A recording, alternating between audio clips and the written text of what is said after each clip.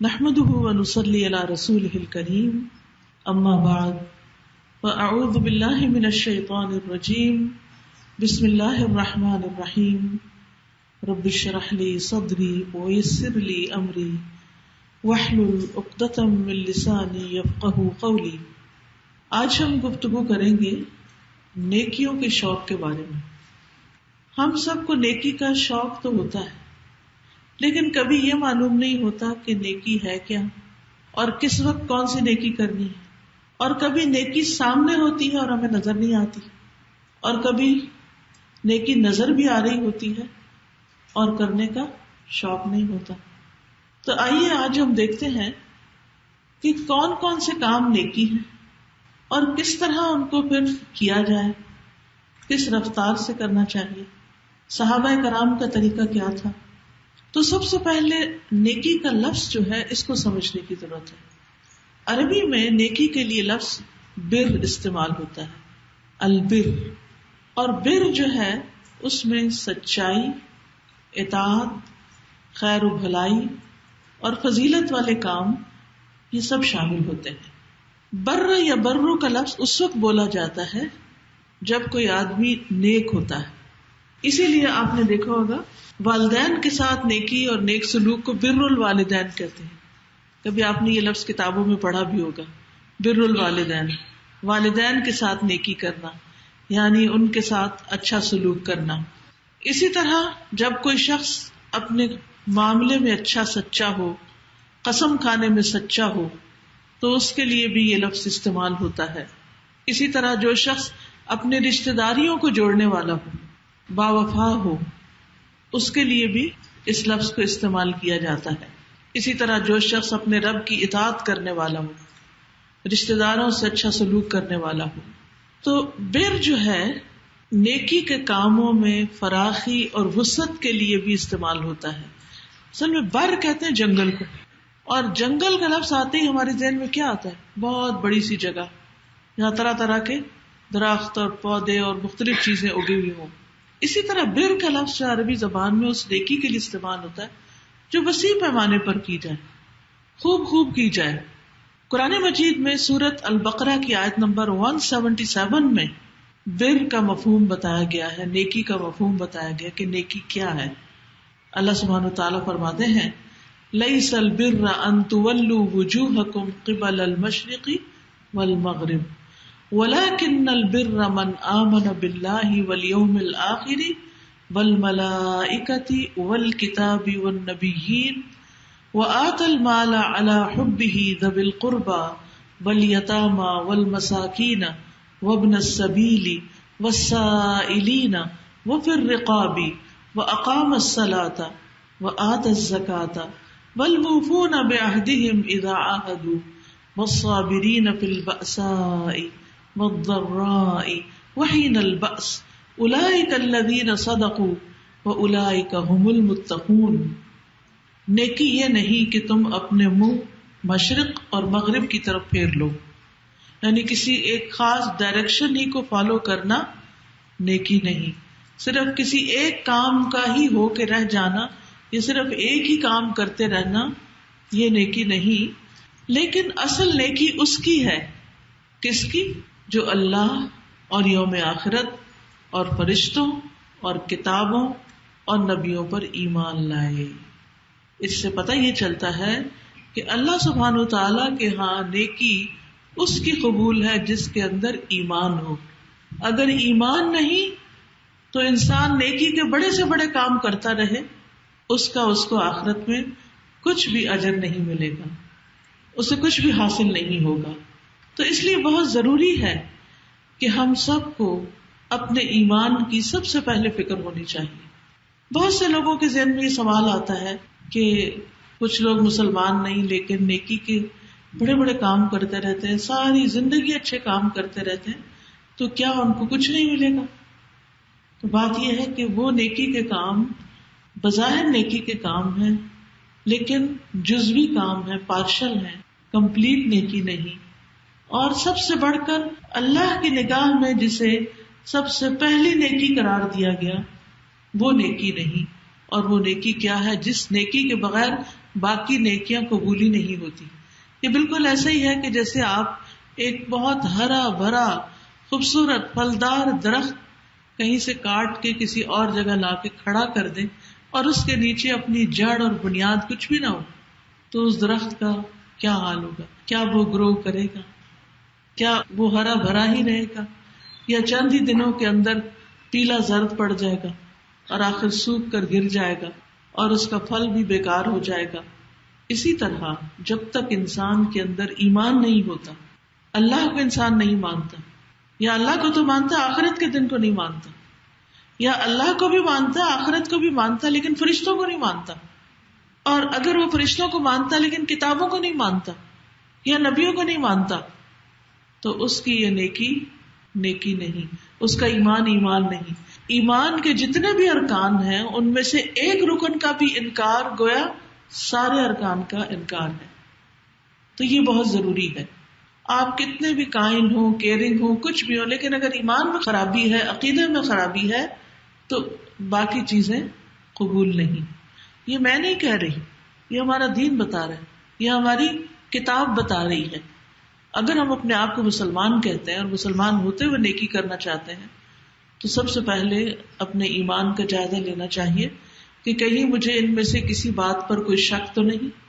الحمدللہ ہم سب ان چیزوں پر ایمان رکھتے ہیں.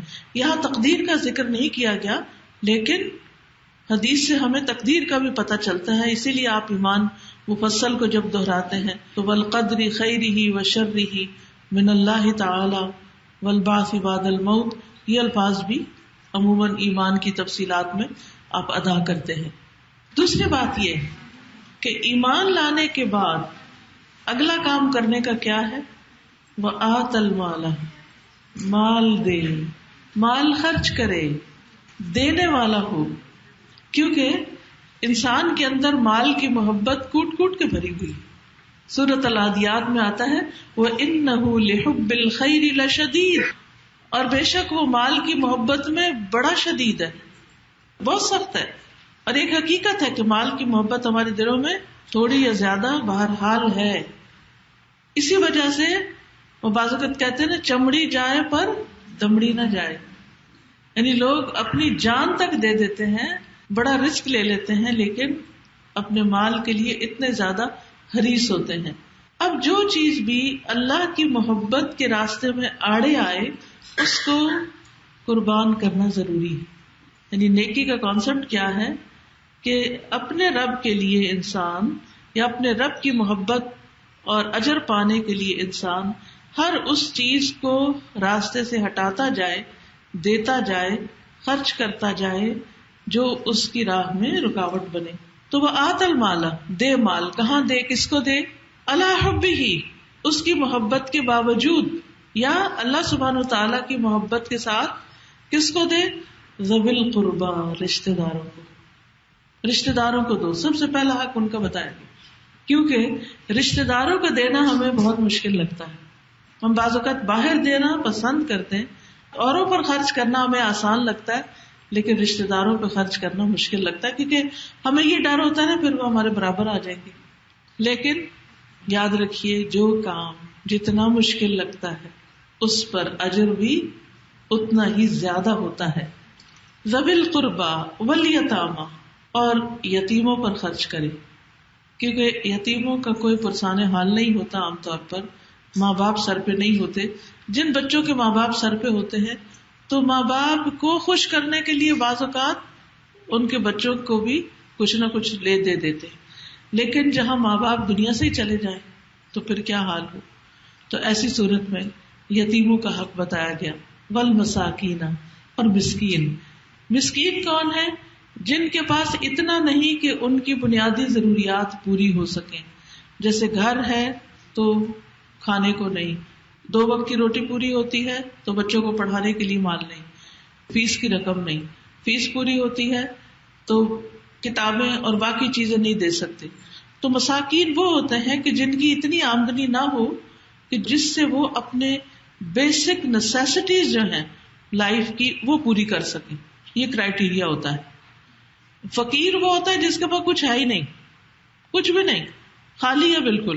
لیکن مسکین ہے صحیح، لیکن اتنا نہیں کہ جس سے ساری ضرورتیں پوری ہوں. اور اس میں ہم اپنے بہن بھائیوں کو، قریبی رشتے داروں کو زیادہ بہتر طور پہ جانتے ہیں، جس کو عام طور پہ ہماری زبان میں سفید پوش کہا جاتا ہے، کہ جو اپنا بھرم بھی رکھنا چاہتے ہیں، کسی کے آگے ہاتھ بھی نہیں پھیلانا چاہتے، لیکن شدید ضرورت مند ہوتے ہیں اندر سے. تو ایسے لوگوں کو دینا زیادہ اجر و ثواب کا باعث ہے. پھر وابن السبیل اور مسافر، والسائلین اور سوال کرنے والے. کہتے کہ سوالی اگر گھوڑے پہ بھی چڑھ کے آئے تو اس کے سوال کو رد نہ کرو، یعنی اگر کوئی دور سے بھی آ گیا ہے کوئی ضرورت مند تو اس کو دو. وفر رقابی اور گردنیں چھوڑانے میں، آزاد کرنے میں غلاموں کو.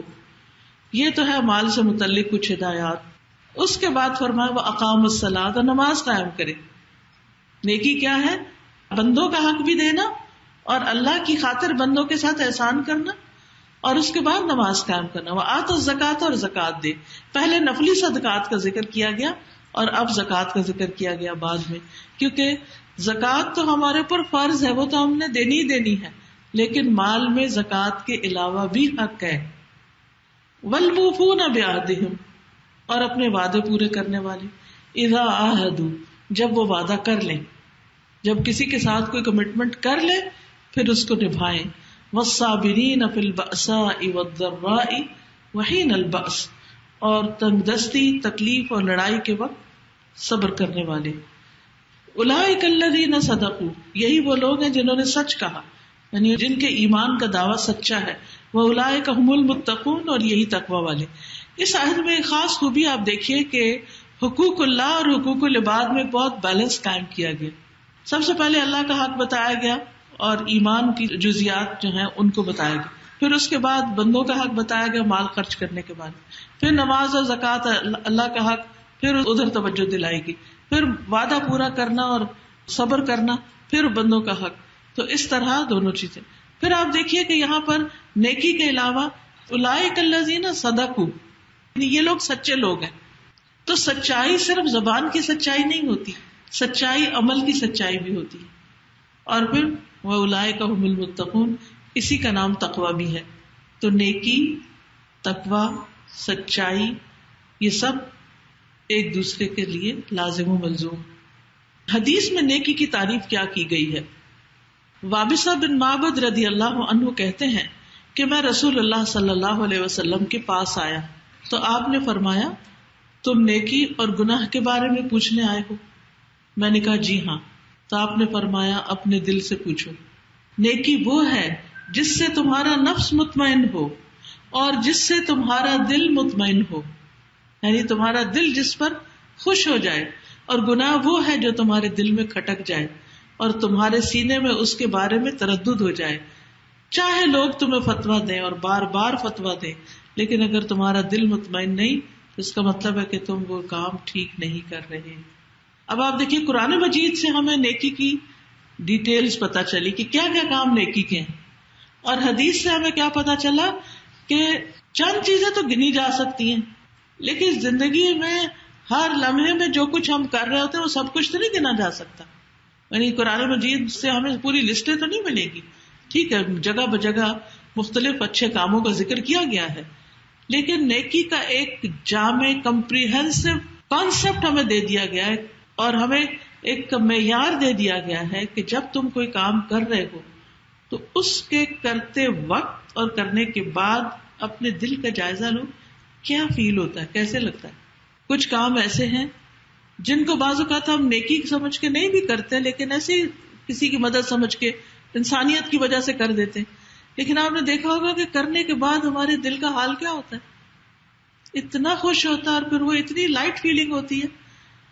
تو اس کو کہتے ہیں نیکی. حالانکہ آپ نے کہیں نہیں پڑھا کسی قرآن کی آیت میں یا حدیث میں کہ اگر کسی شخص کا کچھ کھو جائے اور گر جائے اور تمہیں اس کا پتہ چلے تو تم اس کے گھر پہنچا کے آ جاؤ بغیر کسی اجرت کے. لیکن جب آپ کسی کی پریشانی دور کرتے ہیں اور کسی کی مدد کرتے ہیں تو آپ کے اپنے اندر کیا سکون ہوتا ہے. پچھلے دنوں میرے بیٹے کا والد کھو گیا تو لائسنس بھی اس میں تھا، وہ گاڑی چلانے کا بھی مسئلہ ہو گیا، لیکن اگلے ہی دن کوئی شخص لیٹر باکس میں چھوڑ کے چلا گیا. یہ بھی نہیں پتا وہ اللہ کا بندہ تھا کون، لیکن دل سے اس کے لیے دعا نکلی، اور اس نے تو یعنی ہم سے شکریہ بھی نہیں چاہا، ہم سے کوئی ریوارڈ نہیں چاہا، اپنا نام بھی نہیں بتانا چاہا. تو بعض نیکیاں ایسے بھی ہوتی ہیں، بعض نیک لوگ ایسے بھی ہوتے ہیں، اور جتنے اس میں پیسے تھے، جو کچھ تھا A to Z سب کا سب اس میں صحیح سلامت اور وہ واپس مل گئے.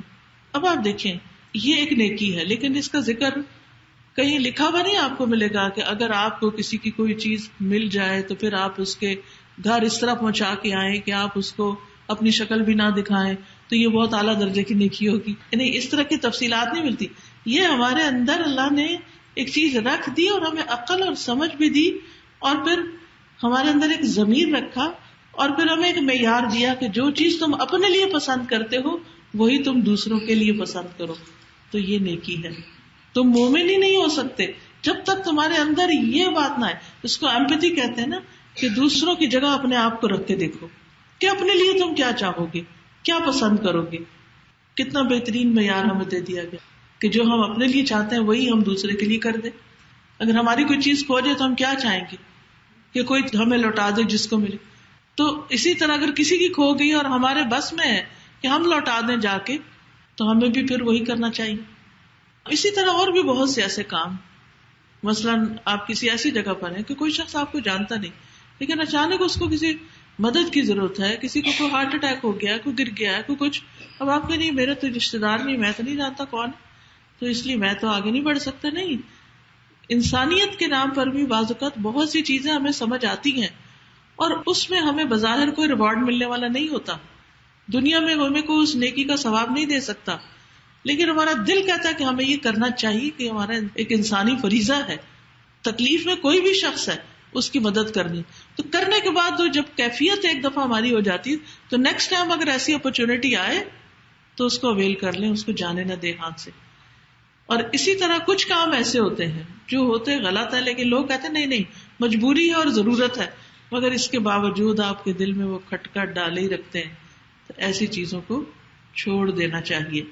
اب مثلاً کچھ لوگوں کو پرندے پالنے کا بڑا شوق ہوتا ہے، وہ اپنے گھر میں لا کے کیج میں اس کو بند کر دیتے ہیں یا کوئی جگہ بنا دیتے ہیں، اس میں وہ رہتے ہیں. اب کچھ لوگوں کو شاید کوئی تکلیف نہیں ہوتی، لیکن میں جب کسی بھی پرندے کو بند دیکھتی ہوں تو مجھے ایک تکلیف شروع ہو جاتی ہے. اب کوئی اگر کہیں نہیں کوئی اسلام میں منع نہیں ہے کہیں کہ پرندے نہیں رکھ سکتے گھر میں، اور کوئی حرام کام تھوڑی ہے اور کوئی غلط ہے، نہیں ٹھیک ہے منع نہیں کیا گیا، لیکن آپ کا دل بھی تو بتاتا ہے نا. آپ اس پرندے کی جگہ اپنے آپ کو رکھ کے دیکھیں. اگر آپ کو اس طرح کوئی قید کر دے، جبکہ انسان تو زیادہ سے زیادہ چل کے کہاں سے کہاں تک جا سکتے، اور پرندے آپ دیکھیں کتنا دور دور تک اڑانے ہوتی ہیں ان کی، اور سب سے زیادہ خوبصورت بولیاں وہ کہاں بولتے ہیں جو وہ بہت اوپر ہائٹ پہ چلے جاتے ہیں. یعنی آپ کے گھر میں رہ کے شاید وہ اس طرح اتنے خوش نہ ہو جتنے وہ باہر ہو. تو وہ بھی تو ایک جان ہے نا، وہ بھی تو ایک روح ہے. اب ایک عورت جس کو ایک کتے کے پیاسا ہونے پر اسے دیکھ کر اس کو رحم آ گیا کہ اس کو پیاس لگی ہے، مجھے اس کو پانی پلانا چاہیے، اور وہ دوبارہ اتری کنویں کے اندر اور اپنے موزے میں پانی بھر کے لائی اور کتے کو پلایا، تو اللہ تعالیٰ نے اس کو بخش دیا، حالانکہ وہ بہت ہی گناہ گار عورت تھی. تو یہ کسی نے اس کو بتایا کہ نیکی کا کام ہے، کہیں سے پڑھ کے تو نہیں آئی تھی، لیکن اس کے دل نے بتایا نا. تو یہ نیکی کا ایک معیار ہے. جہاں یہ خیال آ جائے یہ اچھا کام ہے، نیکی کا کام ہے، مجھے بھی کرنا چاہیے، تو آگے بڑھ جائیں، کیونکہ مواقع بعض اوقات بار بار نہیں آتے. تو اللہ سبحانہ وتعالیٰ کا حکم ہے فَفِرُّوا إِلَى اللَّهِ، پس دوڑو اللہ کی طرف. اللہ کی طرف سے مطلب اللہ کی عبادت کے لیے دوڑو اور اللہ کی خوشی کے کاموں کی طرف دوڑو. فَاسْتَبِقُوا الْخَيْرَاتِ، سورۃ البقرہ میں آتا ہے نیکیوں میں ایک دوسرے سے آگے بڑھو. اور ہمیں ایک قاعدہ دے دیا گیا کہ نیکی میں جو اپنے سے اوپر ہے اس کو دیکھو، اور دنیا میں جو اپنے سے نیچے والا ہے اس کو دیکھو. تو اس طرح انسان مطمئن ہو جاتا ہے. اللہ سبحانہ تعالیٰ ہمیں اس چیز کی ترغیب دے رہے ہیں جب کہتے ہیں نا فَاسْتَبِقُوا الْخَيْرَاتِ. پھر اسی طرح سورۃ آل عمران میں آتا ہے وَسَارِعُوا إِلَىٰ مَغْفِرَةٍ مِّن رَّبِّكُمْ وَجَنَّةٍ عَرْضُهَا السَّمَاوَاتُ وَالْأَرْضُ أُعِدَّتْ لِلْمُتَّقِينَ، اور اپنے رب کی بخشش اور جنت کی طرف لپکو، دوڑو، جس کا عرض آسمانوں اور زمین کے برابر ہے، اور جو متقی لوگوں کے لیے تیار کی گئی ہے. جنت کی طرف دوڑو کا کیا مطلب ہے؟ نیکی کے کاموں کی طرف دوڑو. اسی لیے کہا جاتا ہے کہ جس رفتار سے تم نیکی کے کاموں کی طرف دوڑو گے اسی رفتار سے جنت کی طرف پہنچو گے. پل صراط سے سب نے گزرنا نا. کوئی بجلی کی چمک کی تیزی کے ساتھ جتنی دیر میں بجلی چمکتی ہے بس اتنی دیر میں وہ بندہ ایک کونے سے دوسرے میں جا پہنچے گا. اور کچھ اونٹوں کے دوڑنے کی اور کچھ انسانوں کے دوڑنے اور کچھ چلنے اور کچھ پیدل اور کچھ رینگ رینگ کے گھسٹ گھسٹ کے چلنے والے کی رفتار کے ساتھ اپنی منزل پار کرے گا اور کچھ تو ویسے ہی گر جائیں گے جہنم. پل صراط کا تو سب کو پتہ ہی ہے نا. اگر دنیا میں نیکی کے کاموں کی طرف دوڑ لگی رہے گی اور بعض اوقات ہم پاؤں سے نہیں بھی دوڑ سکتے تو ہمارا دل دوڑ رہا ہوتا ہے کہ نیکی کا موقع سامنے ہے میں بس جلدی سے کر لوں اس کو, کہیں ایسا نہ ہو کہ پیچھے رہ جاؤں, کہیں ایسا نہ ہو کہ میرے ہاتھ سے چھوٹ جائے. پھر اسی طرح ایک اور جگہ پر آتا ہے سورۃ الحدید میں سابقوا الی مغفرۃ من ربکم وجنۃ عرضها كعرض السماء والارض اعدت للذین آمنوا باللہ ورسلہ ذلک فضل اللہ یؤتیہ من یشاء واللہ ذو الفضل العظیم. اپنے رب کی بخشش اور اس جنت کی طرف ایک دوسرے سے آگے بڑھو جس کی چوڑائی آسمان اور زمین کی چوڑائی کی طرح ہے. اتنی بڑی جنت, اتنا بڑا گھر ہوگا وہ ان لوگوں کے لیے تیار کی گئی ہے جو اللہ اور اس کے رسولوں پر ایمان لائے. یہ اللہ کا فضل ہے, وہ اس کو دیتا ہے جسے وہ چاہتا ہے اور اللہ بہت بڑے فضل والا ہے. تو یاد رکھیے ہمیں زبانی دعوے کرنے یا بیٹھ کے صرف ڈسکشنز کرتے رہنے کی بجائے عمل کرنے میں جلدی کرنی چاہیے, نیکی کرنے میں جلدی کرنی چاہیے, کیونکہ یہ صرف آرزوؤں اور تمناؤں سے نہیں ہوتا بلکہ کچھ کرنے سے ہوتا ہے. یعنی نیک اعمال کرنے کے ساتھ یہ دوڑ مکمل ہوتی ہے.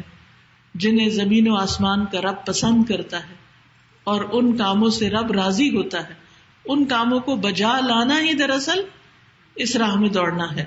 اور ان کاموں میں کیا ہے کہ اللہ کی رضا کے لیے, اللہ کی عبادت کے لیے دوڑنا. آپ دیکھیے رمضان میں شیطان قید ہوتا نا, تو کس طرح ہم لوگ دن میں دورہ قرآن اور رات کو تراویحوں کی طرف لٹرلی دوڑ رہے ہوتے ہیں, گاڑیاں دوڑا رہے ہوتے ہیں کہ کہیں رہ نہ جائیں, پیچھے نہ رہ جائیں. اسی طرح انسان کو ایک مہینے کی ٹریننگ لینے کے بعد سال کے باقی دنوں میں بھی بچوں کو مسجدوں کی طرف دوڑ دوڑ کے جانا چاہیے. لیکن آپ دیکھیے عام روزمرہ زندگی میں کیا ہوتا ہے, کچھ بچے اسکول جانے میں بھی سستی کرتے ہیں لیکن اسکول پر بھی شوق سے چلے جاتے ہیں. لیکن جب قرآن پڑھنے کا وقت آتا ہے تو کتنے بچے دوڑ کے جاتے ہیں. بچپن سے یہ کہاوت آ جاتی کہ شوق سے نہیں دے. ہر ایک ماں یہ شکوہ کر رہی ہوتی ہے, پریشانی کا اظہار کر رہی تھی کہ کیا کریں, بچے شوق سے نہیں جاتے, کیسے شوق پیدا کریں. ٹھیک ہے کئی اسباب بھی ہیں شوق نہ ہونے کے, لیکن قدرتی سی بات ہے ہم سب بڑے بھی ان کے سامنے کیا نمونہ پیش کرتے ہیں. کیا جب اذان کا وقت ہو جاتا ہے تو باپ نماز کے لیے مسجد کی طرف دوڑتا ہے؟ کیا گھر میں کوئی ہلچل ہوتی ہے کہ نماز کا وقت ہو گیا میں جلدی چلوں؟ یا ایک دوسرے کو آوازیں ہی دے رہے ہوتے ہیں اٹھو اٹھو, اچھا اچھا. یہ دوڑنا نہیں ہوتا. نیکی کا وقت ہو گیا تو اس کے لیے چل پڑے. اسی طرح مخلوق پر احسان, تکلیف دور کرنا, لوگوں سے درگزر کرنا, لوگوں کو معاف کر دینا, ان کی تکلیف دینے والی باتوں کو برداشت کر لینا. بعض اوقات برداشت نہیں ہوتی ہمارے اندر, ہم ان کو نگیٹ کر دیتے ہیں. پھر اسی طرح اللہ کے ذکر کی طرف جلدی کرنا. اگر کوئی غلط کام ہو گیا, نافرمانی ہو گئی ہے, اللہ کی ناشکری ہو گئی ہے, فوراً توبہ کرنا, یا اللہ تو مجھے معاف کر دے, مجھ سے غلطی ہو گئی. اور معافی مانگنے میں دیر نہ کرنا, کیونکہ بعض اوقات ہوتا ہے انسان پر اس کی خواہش غالب آ جاتی ہے, بعض اوقات لا علمی ہوتی ہے, جہالت ہوتی ہے اور انسان کر نہیں پاتا.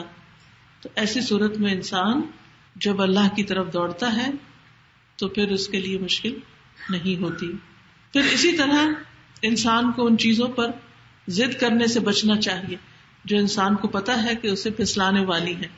مثلاً والذین اذا فعلوا فاحشة او ظلموا انفسهم ذکروا اللہ فاستغفروا لذنوبهم ومن يغفر الذنوب الا اللہ ولم يصروا على ما فعلوا وهم يعلمون. ایسے لوگوں سے جب کوئی فحش کام ہو جاتا ہے, بے حیائی کا کام ہو جاتا ہے, یا وہ اپنے اوپر ظلم کر بیٹھتے ہیں تو انہیں فوراً اللہ یاد آ جاتا ہے اور وہ اپنے گناہوں کی معافی مانگنے لگتے ہیں. اور اللہ کے سوا اور کون ہے جو گناہوں کو معاف کر سکے, اور وہ جانتے بوجھتے اپنے کیے پر اصرار نہیں کرتے. یہ ہے دوڑنے والے اللہ کی راہ میں، یہ ہے نیکی کی طرف سبقت کرنے والے، یہ ہے نیکیوں میں آگے جانے والے. اور اسی دوڑ کا اور اسی کمپٹیشن اور اسی مقابلے کا ہمیں حکم دیا گیا ہے. اور اللہ کے مقرب فرشتوں کی بھی یہی صفت ہے. کیا؟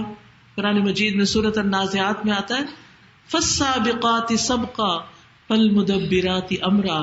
پھر جو آگے نکلنے والے ہیں دوڑتے ہوئے، سابقات، سابق کہتے ہیں دوڑنے والے کو، سبقت کرنا ہوتا ہے آگے بڑھنا. یعنی اللہ سبحانہ وتعالیٰ قرآن مجید میں ہمیں فرشتوں کی اگزامپل سے بات سمجھا رہے ہیں کہ کس طرح فرشتے جب اللہ کا کوئی حکم انہیں ملتا ہے تو اللہ سبحانہ وتعالیٰ کا حکم سننے کے لیے اور اسے بجا لانے کے لیے دوڑ پڑتے ہیں، ذرا بھی دیر نہیں لگاتے. صرف کن کہنے کی دیر ہوتی ہے کہ جس چیز کو حکم ملتا ہے، انسانوں کے علاوہ جس چیز کو بھی حکم ملتا ہے فوراً کر گزرتے ہیں.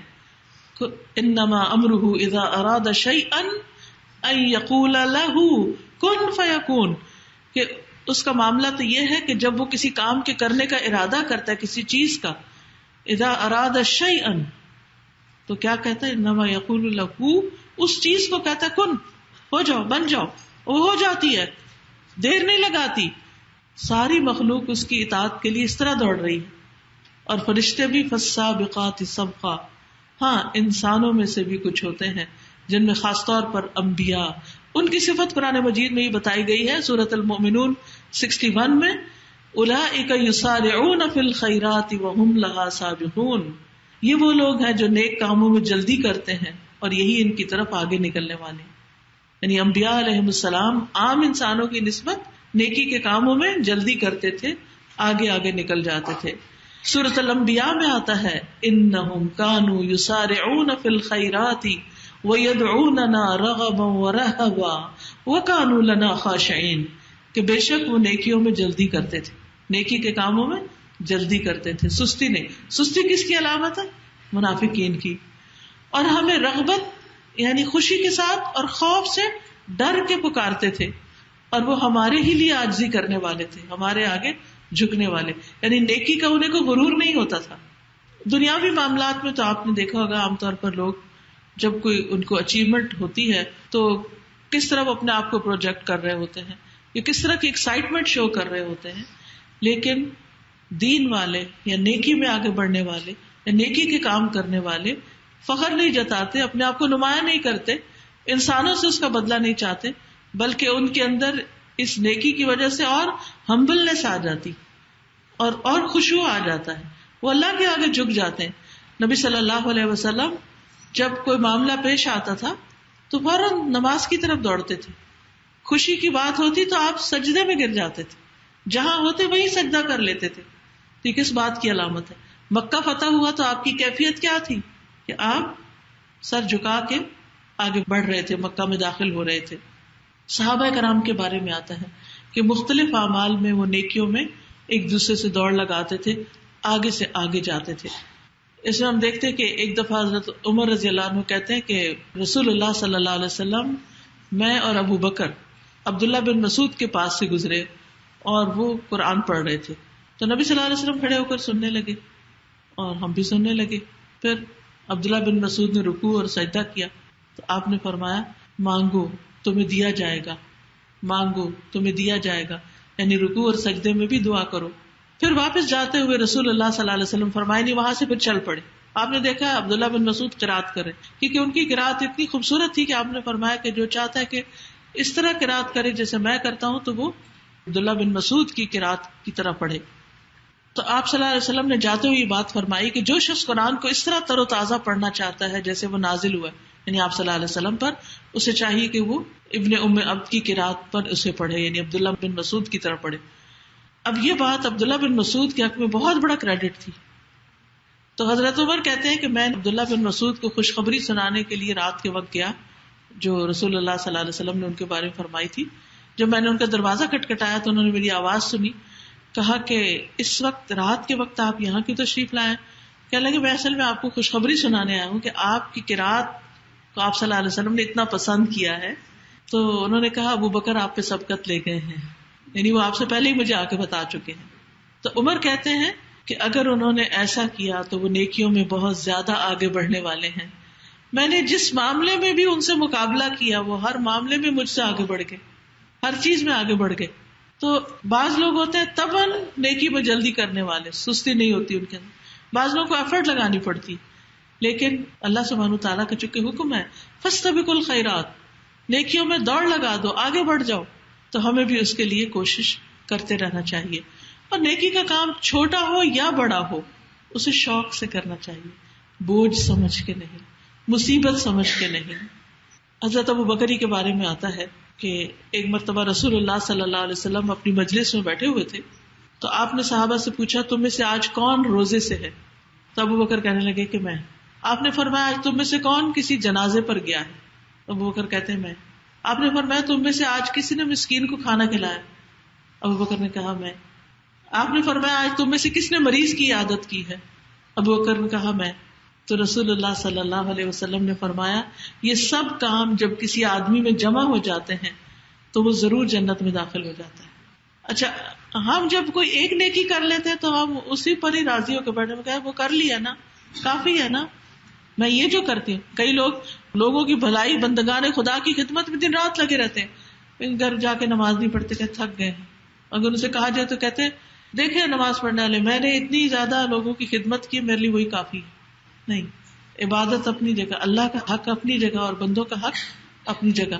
تو اس لیے بہت ضروری ہے کہ انسان کسی نیکی کو ہاتھ سے جانے نہ دے. جب پتہ چلے تو چل پڑے، اللہ یہ کہ کوئی بہت ہی مجبوری ہو، لیکن آپ کے دل میں اس وقت بھی تڑپ ہو کاش میں یہ کر سکتا، کاش میرے بس میں ہوتا تو میں ایسا ضرور کرتا. تو اللہ تعالیٰ آپ کے اندر کی تڑپ اور نیت کی جو سچائی ہے وہی قبول کر لے گا. مومن کی جو نیت ہے، کہتے ہیں کہ مومن کی نیت اس کے عمل سے بہتر ہوتی ہے. مومن کی جو نیت ہے وہ بھی اس کو بہت آگے تک لے جاتی ہے. اب اس میں آپ دیکھیے کہ بعضوں کو چھوٹی چھوٹی نیکیاں ہوتی ہیں، اپرچونٹی بھی ہوتی ہے لیکن ہم نہیں کرتے. مثلا سلام کرنا.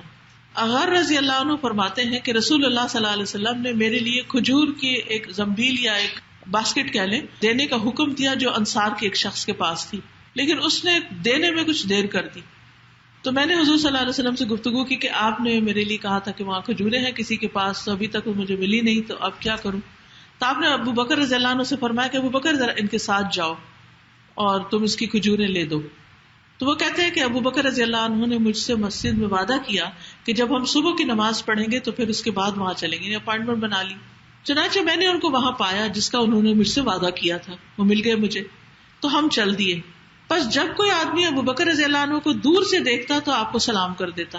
ابو بکر نے مجھ سے کہا کہ کیا تم ان کی فضیلت کو نہیں دیکھ رہے ہو، ان کی نیکی کو نہیں دیکھ رہے ہو جو اس قوم کو تم پہ حاصل ہو رہی ہے، یہ تم سے نیکی میں آگے بڑھ رہی ہے، یعنی سلام پہلے کر کے. بس تم میں سے کوئی پہل نہ کرنے پائے، یعنی کوئی اور تم سے آگے نہ بڑھے، یعنی اپنے ساتھی کو کہہ رہے تم پہل کرو سلام میں. تو کہتے ہیں جب بھی کوئی دور سے شخص نظر آتا تو اس کے سلام کرنے سے پہلے ہم اس کو سلام کر لیتے. ہم میں سے کتنے لوگ صرف اس کام میں سبقت کرتے ہوں کہ میں پہل کر لوں. ہم تو اسی چکر میں پڑے رہتے ہیں، وہ چھوٹا ہے نا اس کو سلام کرنا چاہیے، وہ آنے والا نا، شرعی حکم یہی ہے کہ آنے والا پہلے سے موجود لوگوں کو سلام کرے وغیرہ وغیرہ. بہت ساری ترتیب تو ہے. نبی صلی اللہ علیہ وسلم تو بچوں کو بھی آگے بڑھ کے خود سلام کر لیتے. حالانکہ حکم کیا ہے کہ چھوٹوں کو چاہیے کہ بڑوں کو سلام کرے، لیکن نبی صلی اللہ علیہ وسلم خود آپ کا طرز عمل کیا تھا سکھانے کے لیے کہ آپ پہل کر لیتے تھے. آپ دیکھیے اگر صبح سویرے ہمارے گھر میں، ہم سب کے گھروں میں صرف یہ ایک سنت رائج ہو جائے نا کہ جو پہلے اٹھے جس کے پاس سے گزرے سلام کرے، اور پھر اگر دروازہ ناک کرے کسی کو جگانے کے لیے تو سلام سے پہل کرے. گھر میں جب چھوٹے بڑوں کو، بڑے چھوٹوں کو سلام کریں گے، سلام سے دن کا آغاز ہوگا، تو خود بخود ایک کنیکشن. آپ دیکھیں سو کے اٹھ کے سب کا موڈ آف ہوتا ہے، اس میں کوئی بھی پھر سلام نہیں کرنا چاہتا، بلکہ کوئی کرے بھی تو وہ بھی چپتا ہے. لیکن اس میں اگر آپ نیکی سمجھ کے، سنت سمجھ کے اس کو رواج دیں گے، چھوٹے بچوں کو بھی اگر آپ جگائیں تو ان کو بھی پیار سے السلام علیکم، اور اس کے بعد جو بھی بات آپ نے کرنی ہو وہ کریں. تو صبح صبح سلامتی کی دعائیں، اور سارا دن سلامت رہے. اور سلام جو ہے محبت پیدا کرتا ہے. جس گھر میں لڑائی جھگڑا ہو وہاں سلام عام کر لیں، کم ہو جائیں گی لڑائیاں. اصل میں سلام کرنا کیا ہے؟ کسی کو اور پہل کرنا، دوسرے کو رسپیکٹ دینا، دوسرے کو ویلکم کرنا. دوسرے کو یہ بتانا کہ میرے دل میں تمہارے لیے بہت جگہ ہے. تو جب ہم ایک چھوٹی سی سنت پر بھی عمل کرتے ہیں تو برکتیں ہی برکتیں نازل ہونے لگتی. پھر اسی طرح اجر کمانے کے لیے آگے بڑھنا. آپ کو یاد ہوگا کچھ لوگ نبی صلی اللہ علیہ وسلم کے پاس ہے, کہنے لگے کہ مالدار لوگ تو بہت اجر کما گئے, وہ نمازیں پڑھتے ہم بھی پڑھتے, وہ روزے رکھتے ہم بھی رکھتے, سب کام ایک دن, لیکن وہ صدقہ خیرات بہت کرتے تو ہم سے اجر میں آگے بڑھ جاتے. تو آپ نے فرمایا کہ اچھا تم 33 بار سبحان اللہ الحمدللہ اللہ اکبر 34 بار پڑھ لو. تو یہ بات ان کو بھی پہنچ گئی, صدقہ خیرات کرنے والوں کو. تو یہ لوگ پھر آئے آپ کے پاس, کہنے لگے کہ اللہ کے رسول اب تو وہ بھی کرنا لگ گئے. تو آپ نے فرمایا یہ اللہ کو فضل ہے, جسے چاہتا ہے دیتا ہے. تو بات یہ ہے کہ ہمیں یہ نہیں دیکھنا چاہیے اچھا چونکہ میں صدقہ خیرات بہت کرتا ہوں تو اس لیے ذکر نہیں بھی کیا تو کیا ہوا. نہیں, ذکر اپنی جگہ, صدقہ خیرات اپنی جگہ. حریص اس بات کا ہونا چاہیے کہ جو چیز پڑھے, جو چیز جانے, یادوں سے اسی وقت کر لیں یا نوٹ کر لیں اپنے پاس کہ میں نے یہ اور یہ کام زندگی میں کرنے ہیں, ارادہ کر لیں, کوئی ڈائری بنا لیں, کسی جگہ لکھ لیں. اور اس سے فائدہ کیا ہوگا کہ کہیں نہ کہیں موقع آ ہی جائے گا. اگر آپ نے سچی نیت سے ارادہ کر کے وہ لکھ لیا نا کہ یہ میں نے کرنا ہے, کیونکہ ہر وقت ماحول سازگار نہیں ہوتا. کبھی ماں باپ اجازت نہیں دیتے بچیوں کو, کبھی شادی کے بعد شوہر اجازت نہیں دیتا, کبھی بچے چھوٹے ہو جاتے ہیں, کبھی کچھ ہو جاتا ہے, کبھی کچھ, اور بہت سی حسرتیں دل میں لیے آگے ہم بڑھتے رہتے ہیں. ایسے میں کیا کریں, لکھتے جائیں, میں یہ بھی کروں گی, میں یہ بھی انشاءاللہ کروں گی. اس کا ٹائٹل لکھ دیں انشاءاللہ, اور نیچے لکھتے جائیں سارے کام اچھے. کچھ چیزیں مال سے تعلق رکھتی ہیں, کچھ کسی کی خدمت سے, اور اگر نہیں بھی ہو سکا تو اجر تو لکھا ہی جائے گا نا.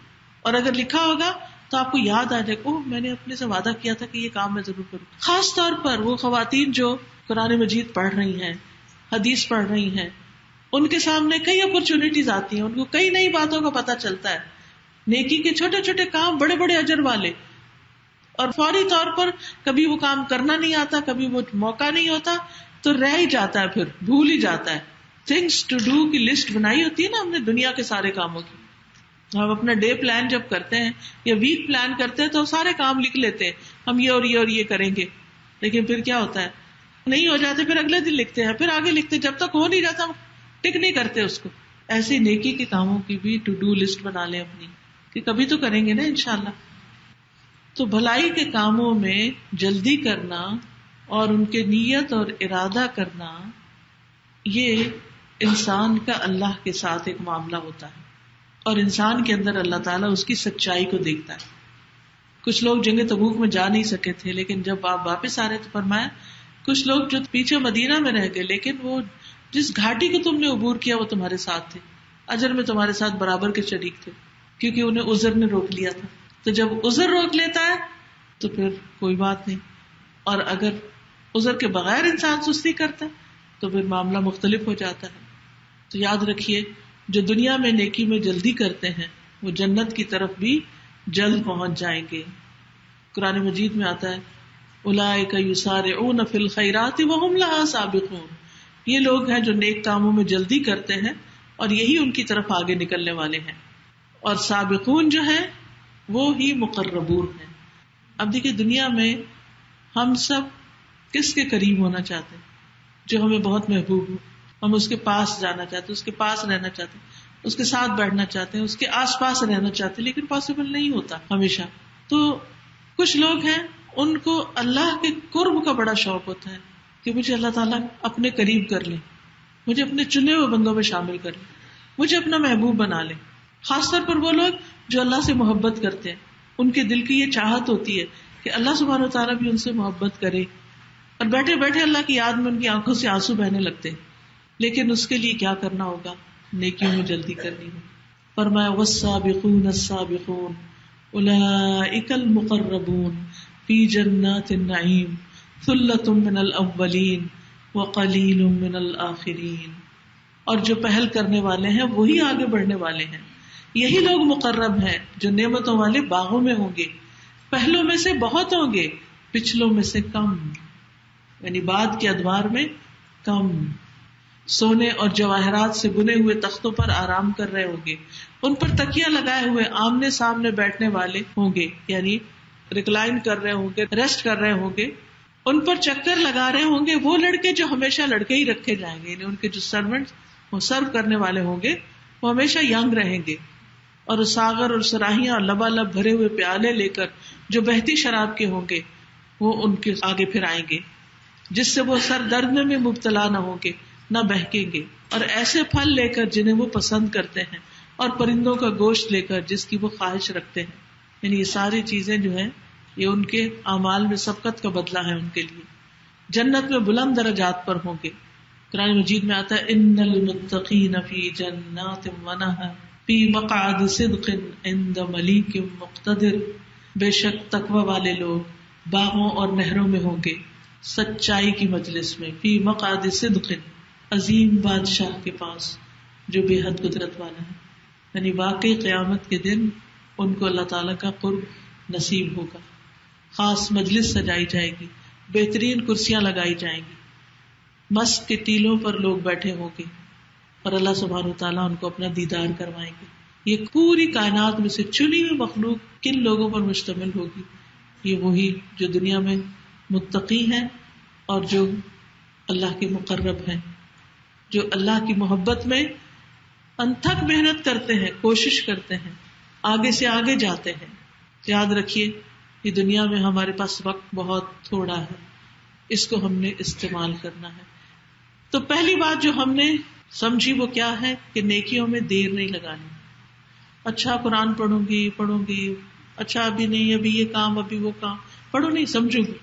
پڑھا ہوا تو سبھی نہیں ہوگا لیکن سمجھا نہیں سب نے، اور ایک دفعہ سمجھنے سے بھی سمجھ نہیں آتا.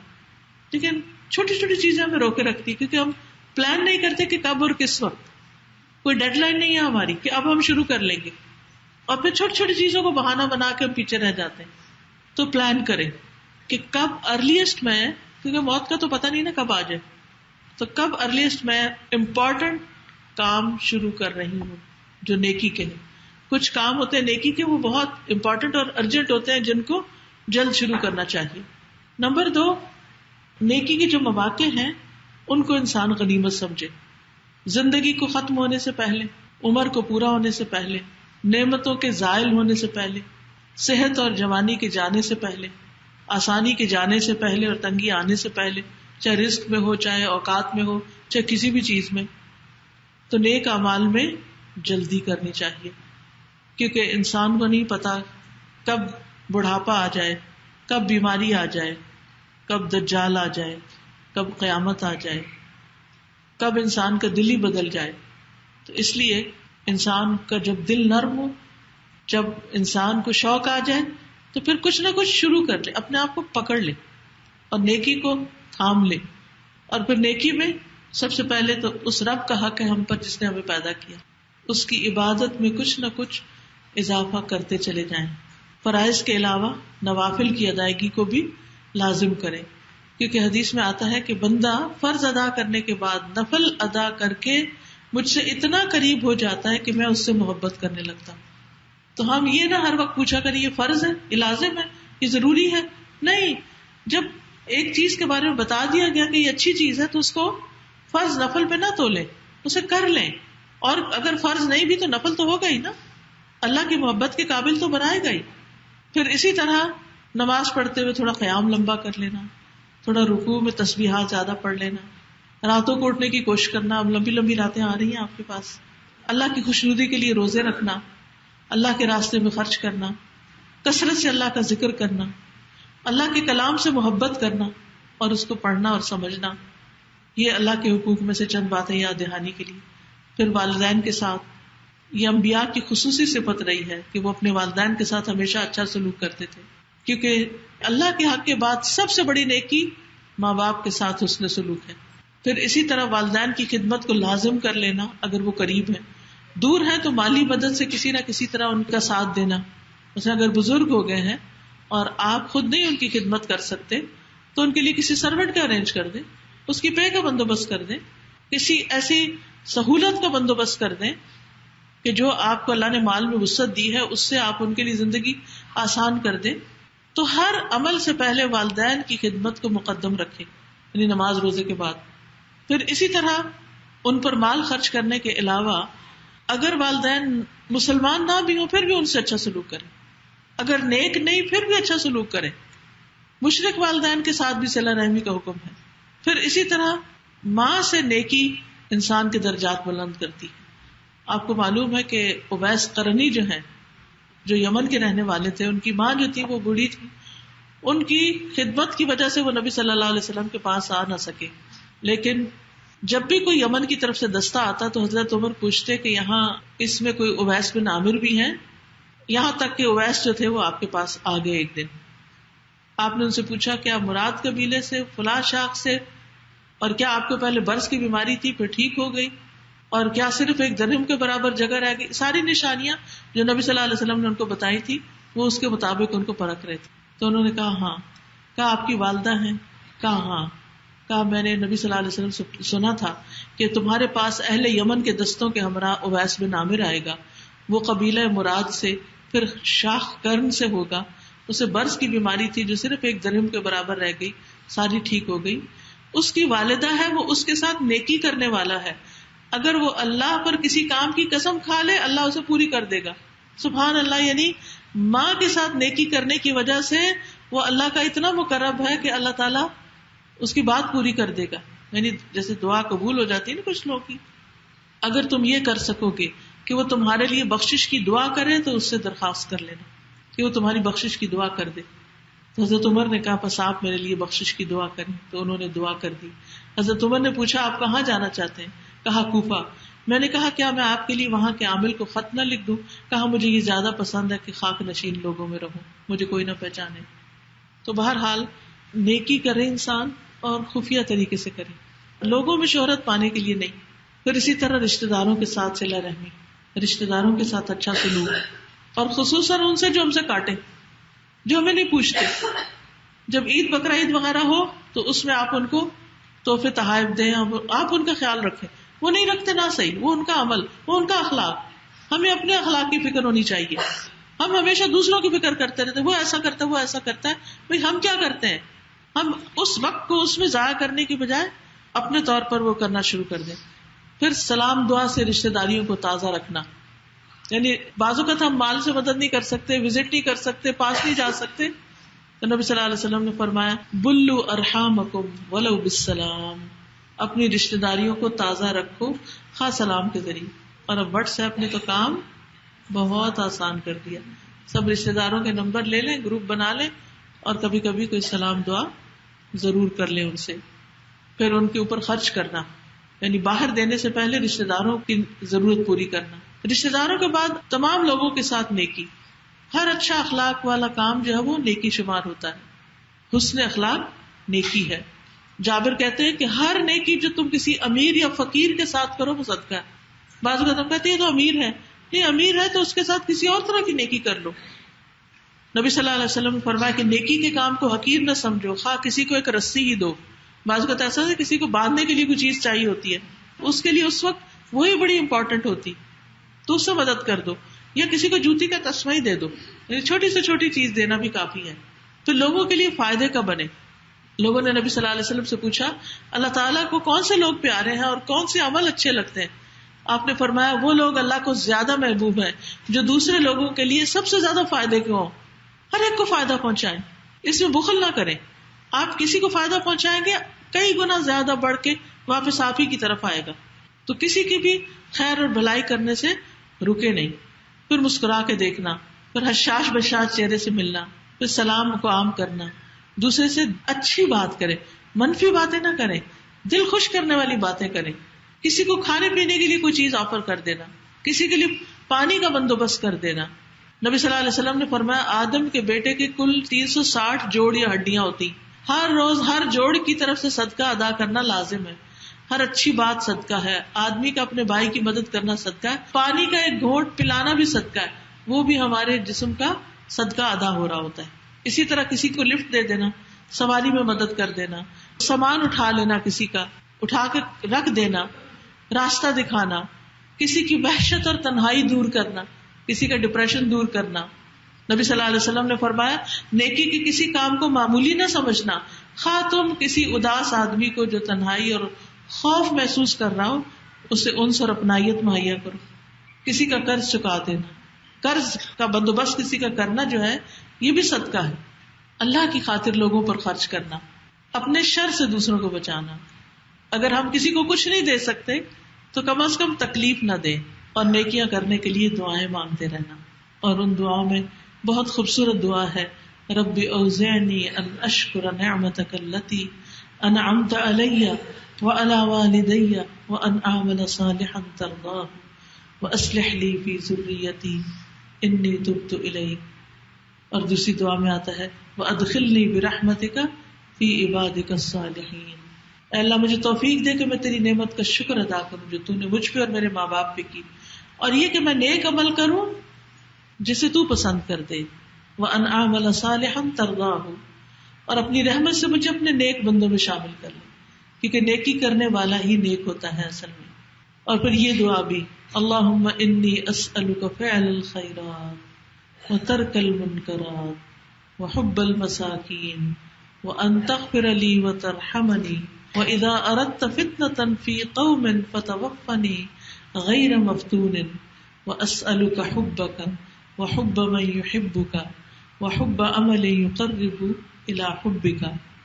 اے اللہ میں تجھ سے سوال کرتا ہوں نیک کام کرنے کا، برائیوں سے بچنے کا، مسکینوں سے محبت کرنے کا، اور یہ کہ تو مجھے معاف کر دے اور تو مجھ پر رحم فرما. اور جب تو کسی قوم کی آزمائش کا ارادہ کرے تو مجھے فتنے میں مبتلا ہونے سے پہلے موت عطا کر دے. اور میں تجھ سے تیری محبت، تجھ سے محبت کرنے والوں کی محبت اور تیری محبت کے قریب کرنے والے اعمال کی محبت کا سوال کرتا ہوں. تو اللہ تعالیٰ سے دعا کریں کہ اللہ تعالیٰ ہمیں زیادہ سے زیادہ نیکیوں کی توفیق عطا فرمائے. قرآن مجید میں آتا ہے من جاء بالحسنۃ فلہ عشر امثالھا، جو ایک نیکی کرے گا اس کا بدلہ 10 گنا کم از کم، اور زیادہ بھی ہے اگر انسان واقعی کرنے والا ہو. اب نیکی کے کاموں میں سے ایک کام یہ ہے کہ ہم اللہ کا ذکر کریں. حدیث میں آتا ہے مثل الذی یذکر ربہ والذی لا یذکر ربہ مثل الحی والمیت. اس شخص کی مثال جو اپنے رب کو یاد کرتا ہے اور اس کی جو یاد نہیں کرتا ایسے ہی ہے جیسے زندہ اور مردے کا فرق ہوتا ہے. ذکر کرنے والا زندہ ہے اور ذکر نہ کرنے والا مردے کی طرح ہے، جس سے کوئی خیر ہی نہیں حاصل ہو رہی، کٹی ہوئی شاخ کی طرح جس سے کچھ بھی اگتا نہیں، آگے کچھ بھی بڑھتا نہیں. چلیے میں دعا کہلواتی ہوں، میں پڑھتی ہوں، میرے پیچھے پڑھیے. سبحان اللہ وبحمدہ سبحان اللہ العظیم اللہ اکبر کبیرا والحمد للہ کثیرا وسبحان اللہ بکرۃ واصیلا.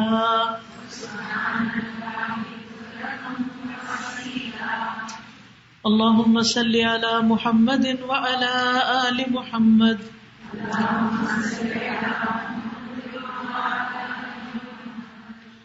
اللہم صل علی محمد عبدک ورسولک کما صلیت علی ابراہیم وبارک علی محمد وعلی آل محمد کما بارکت علی ابراہیم وآل ابراہیم سبحان اللہ وبحمدہ عدد خلقہ ورضا نفسہ وزنۃ عرشہ ومداد کلماتہ. اللہ لا الہ الا ہو الحی القیوم لا تأخذه سنة ولا نوم له ما في السماوات وما في الأرض من ذا الذي يشفع عنده إلا بإذنه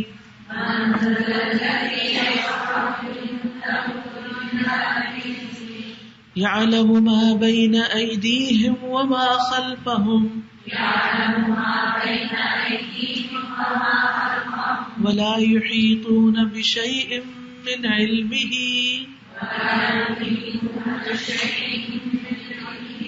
إلا بما شاء وسع كرسيه السماوات والأرض ولا يؤوده حفظهما وهو العلی العظیم. یہ اس وقت جو میں نے چیپٹر کھولا ہے یہ applications for morning and evening English translation کے ساتھ ہے اور ٹرانسلیٹریشن بھی ہے. جن لوگوں کو عربی نہیں پڑھنی آتی دیکھ کے عربک فونٹ نہیں پڑھنا آتا وہ نیچے انگلش میں جو لکھا ہوا ہے عربی وہ پڑھ کے یہ دعائیں پڑھ سکتے ہیں. ان کی فضیلت کیا ہے یہ بک کے آخر میں پیج 63 پر ان کی فضیلت ثواب اور ریفرنسز دیے گئے. یعنی صبح اور شام پروٹیکشن کی دعائیں ہیں یہ اور ان کو آپ دیکھ کے بھی پڑھ سکتے ہیں پھر زبانی بھی یاد کر سکتے ہیں. اس کے علاوہ اس کتاب میں عام پروٹیکشن کی دعائیں بھی ہیں. ہمیں طرح طرح کے خوف اور ڈر لگے رہتے ہیں تو ڈفرینٹ ٹائپ آف پرابلمس کے لیے مصیبتوں سے بچنے کی دعائیں ہیں یا ان کو ٹالنے کی. پھر اسی طرح دشمن کا خوف ہو تو اس سے بچنے کی دعا ہے. رات سے ڈر لگے تو اس کا خوف اس سے بچنے کی دعا ہے. نیند میں ڈر جائیں آپ تو اس کے لیے دعا ہے. وسوسے بہت آتے ہوں تو ان سے بچنے کی دعا ہے. نظر بد لگ جائے یا لگنے سے ڈر ہو اس کی دعا ہے. پھر اسی طرح جادو کے توڑ کی دعائیں ہیں. جنات سے بچنے کی دعا ہے. پھر اسی طرح صحت کی شفا کی دعائیں ہیں. پھر کوئی بیمار ہو جائے اس کے لیے دعائیں ہیں. کوئی فوت ہو جائے اس کے لیے دعا ہے. پھر اسی طرح اللہ تعالیٰ سے بخشش مانگنے کی کیونکہ ہر مسئلے کا حل جو ہے وہ استغفار میں ہے. پھر اسی طرح اگر کسی کو ڈپریشن ہو یا رنج و غم ہو تو اس کی دعائیں ہیں.